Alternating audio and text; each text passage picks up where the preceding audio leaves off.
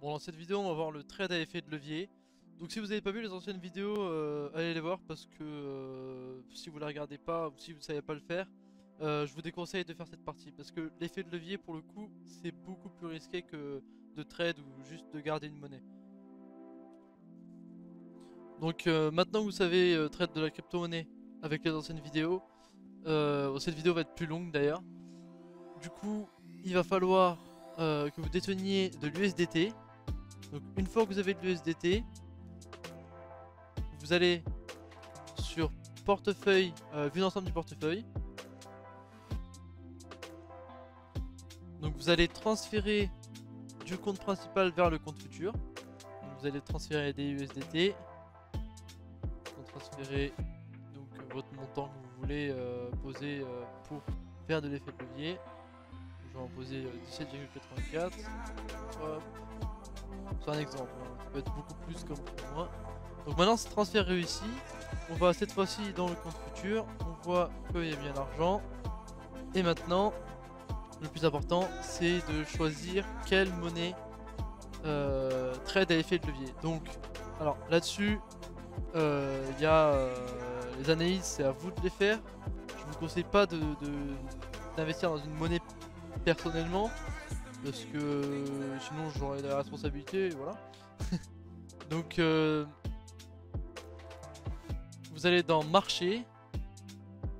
Donc cette fois-ci, vous n'allez pas dans marché spot, parce que vous avez votre argent sur le compte futur. Vous cliquez sur le compte future market. Ensuite, vous choisissez la monnaie avec laquelle vous voulez trade.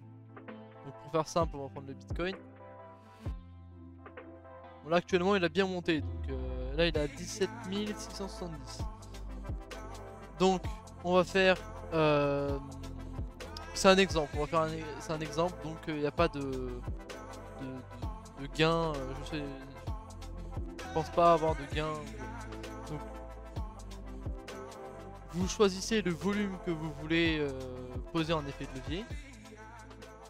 Donc par exemple, je vais mettre, allez, 10 USDT, donc coût 10 USDT. Vous vérifiez que le mode c'est bien un mode croisé, ou choisissez isolé si vous voulez, et tout est expliqué parfaitement, donc pas besoin de l'expliquer, vous pourrez le lire. Ensuite vous choisissez vous ajustez votre effet de levier.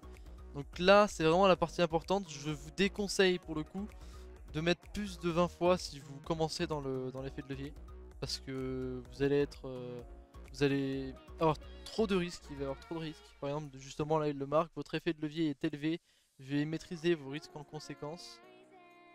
Donc on va essayer avec 20, on va faire avec 20. Vous pouvez faire moins, hein, c'est justement moins risqué. Donc du coup pour expliquer rapidement, le 20 fois, par exemple je pose 20 euros. L'investissement il va correspondre à 20 fois 20 euros. Donc, je vous laisse faire le calcul. Voilà. Là j'ai mis mon prix auquel je veux l'acheter. Donc là je vais le changer un peu parce que sinon ça va prendre trop de temps. On va mettre 91, hop, voilà, pour ça va se faire. Donc là j'ai posé 11 USDT qui vont correspondre à 0,01 Bitcoin. Je clique pour acheter, parier à la hausse, donc acheter long. Vendre short c'est pour parier à la baisse. Je pose. Bon du coup le prix a encore changé, je vais le modifier. Hop, voilà. Donc là, vous pouvez voir maintenant votre investissement, la taille, donc 0,013 Bitcoin.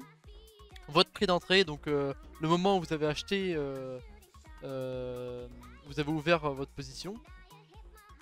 Le prix repère c'est le prix actuel du Bitcoin. Le prix de liquidation c'est le prix en fait si jamais votre position est trop basse.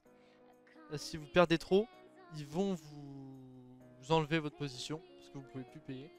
Donc du coup et le PNL donc c'est votre rendement. C'est votre rendement que vous faites. L'ADL c'est pas très important parce que ça c'est en lien avec le prix de liquidation. Vous pourrez voir quand vous postez votre souris, vous pouvez avoir toutes les définitions. Donc là, on voit que je suis dans le positif. Par exemple, là, je veux récupérer. Je clique sur marché. Mais d'abord, je vais vous expliquer parce que sinon ça va fermer. Là, ici, vous pouvez mettre un prix et mettre une limite. Donc par exemple,